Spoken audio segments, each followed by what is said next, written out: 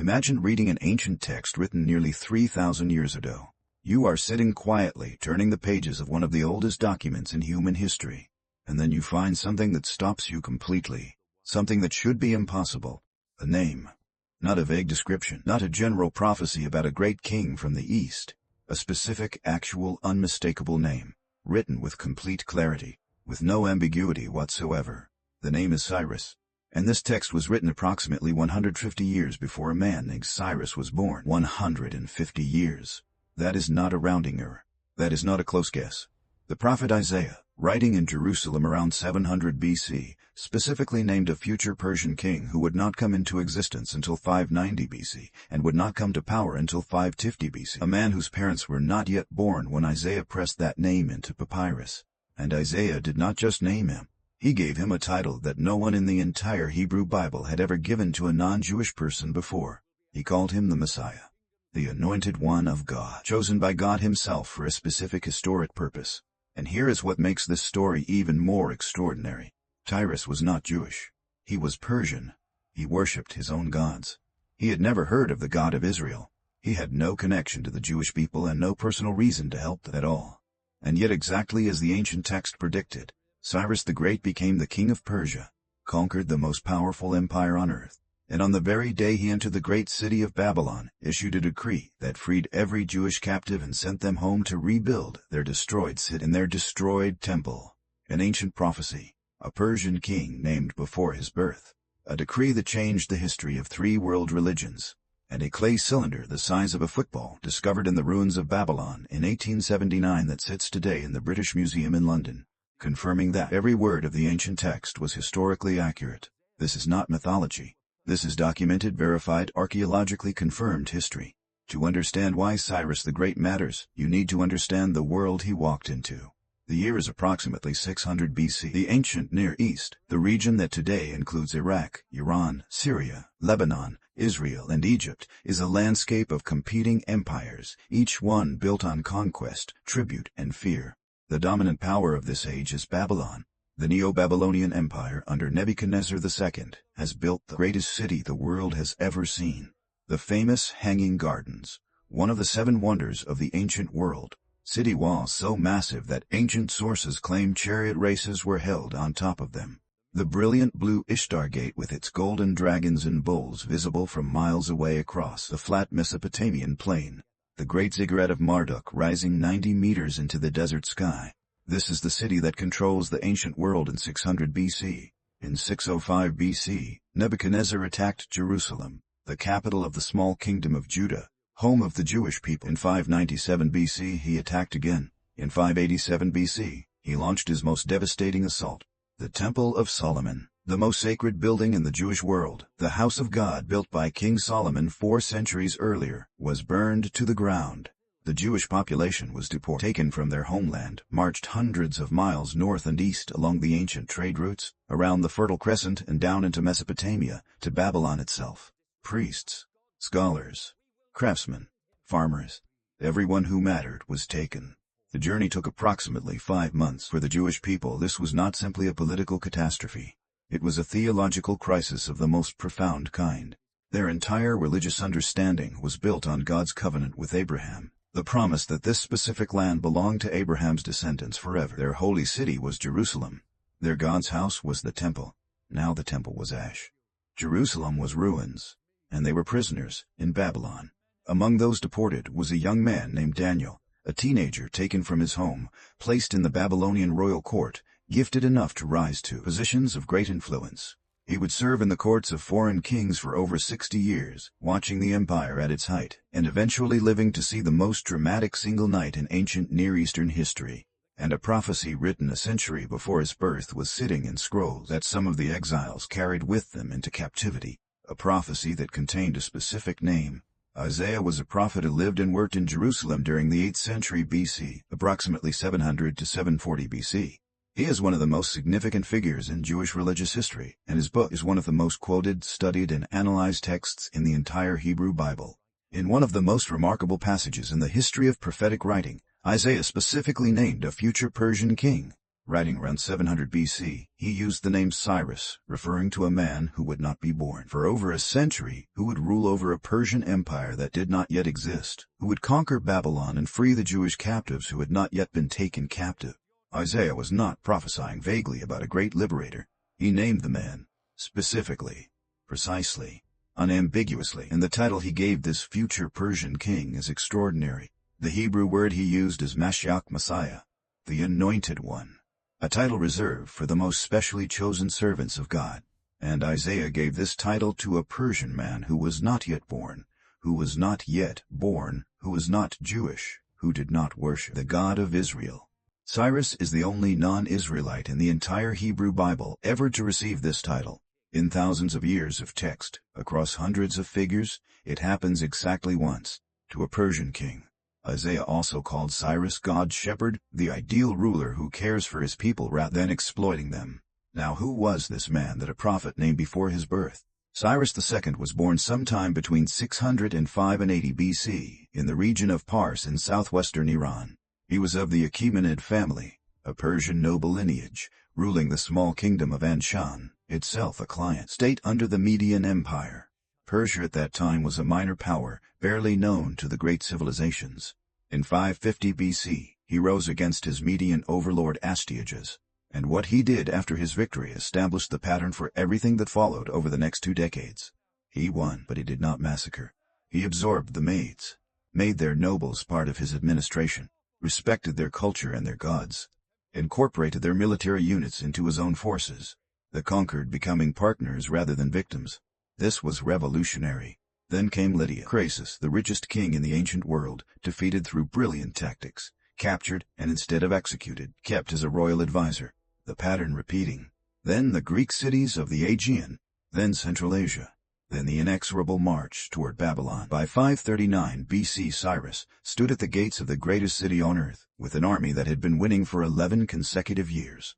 What made Cyrus extraordinary was not just military skill. It was how he governed what he conquered.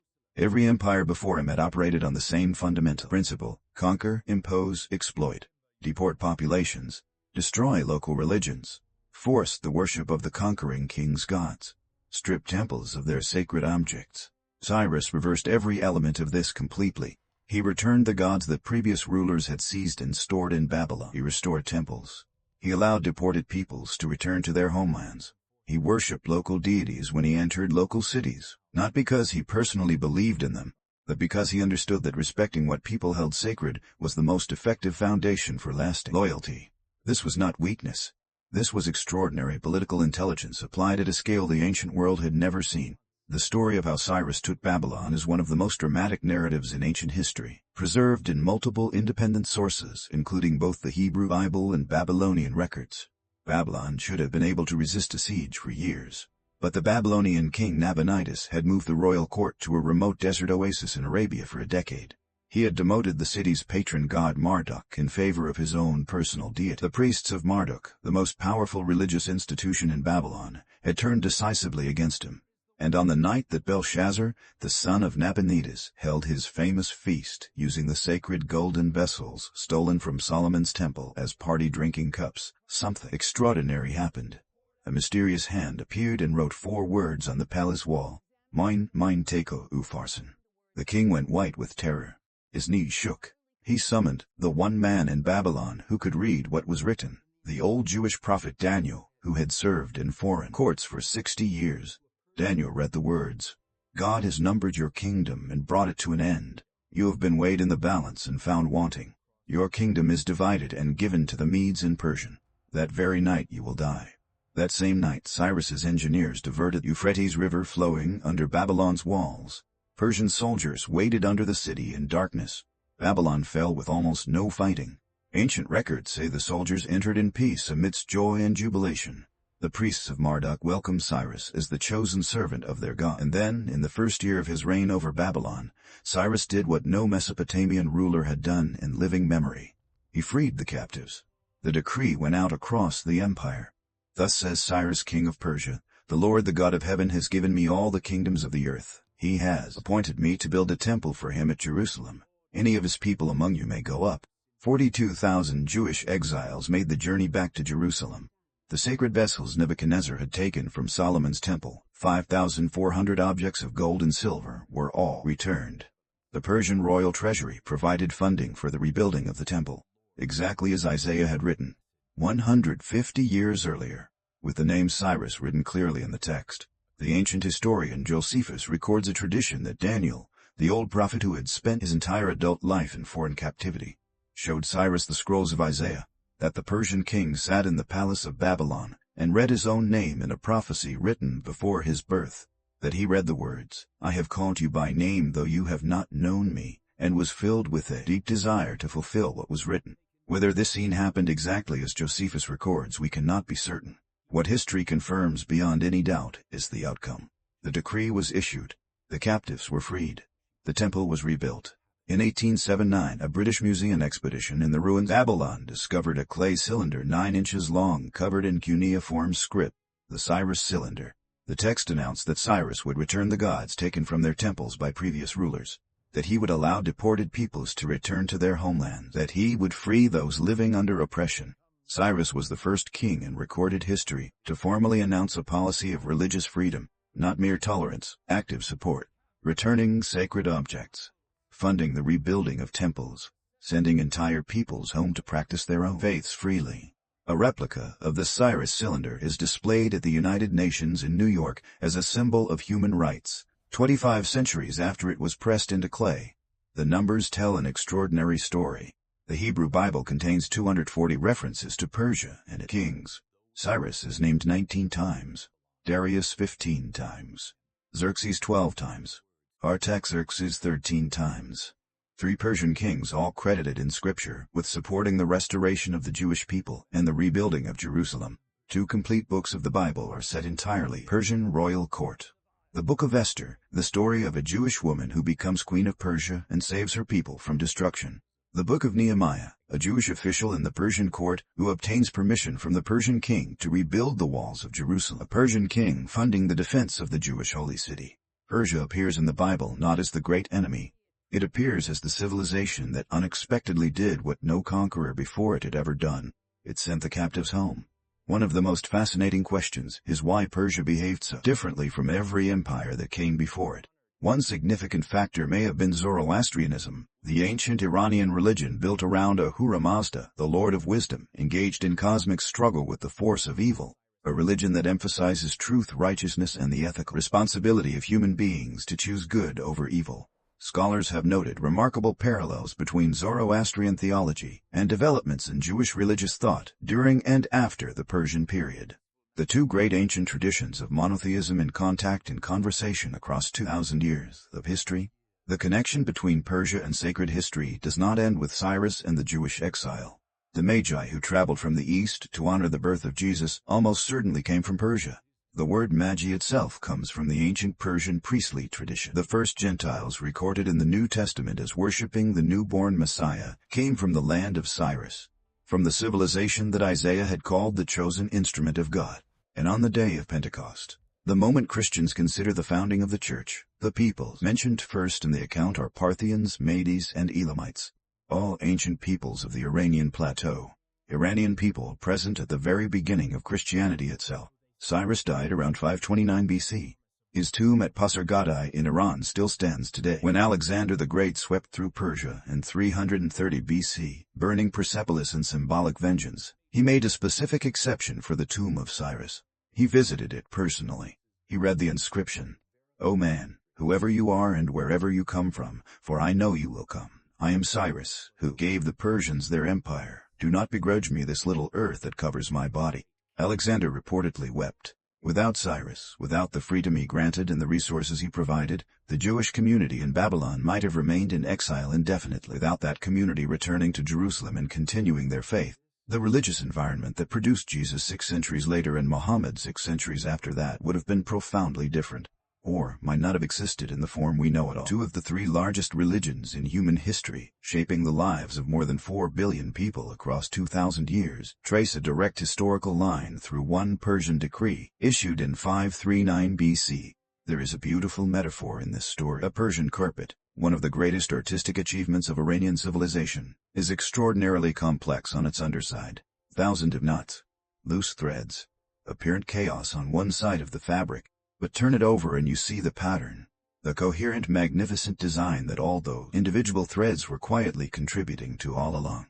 The story of Persia and the Bible is that carpet, an ancient prophecy naming a man before he was born, a Jewish teenager taken into captivity who carries the ancient scroll through 60 years of exile, a Persian king who conquers the greatest city on earth and frees the captives, a cylinder of clay pressed and baked and buried under the ruins of Babylon for 2,500 years, an archaeologist in 1879 who pulls it from the earth and holds history in his hand. Individual threads that look like chaos, but the pattern when you see it whole is extraordinary. The Hebrew Bible has 240 references to Persia and its kings. The name Cyrus appears 19 times. The only non-Jewish person in the entire Hebrew Bible ever called the Messiah, Anointed One, is a Persian king.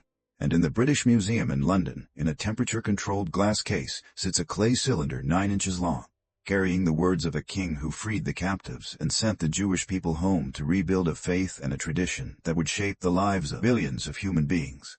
Isaiah wrote the name Cyrus approximately 150 years before Cyrus was born. History wrote the rest. Whether you explain it as divine prophecy, as extraordinary coincidence, or as something in between, the historical reality is confirmed and undisputed. A Persian king named Cyrus freed the Jewish people from Babylon in 539 BC. An ancient text had named him before he was born, and the world was changed because of it.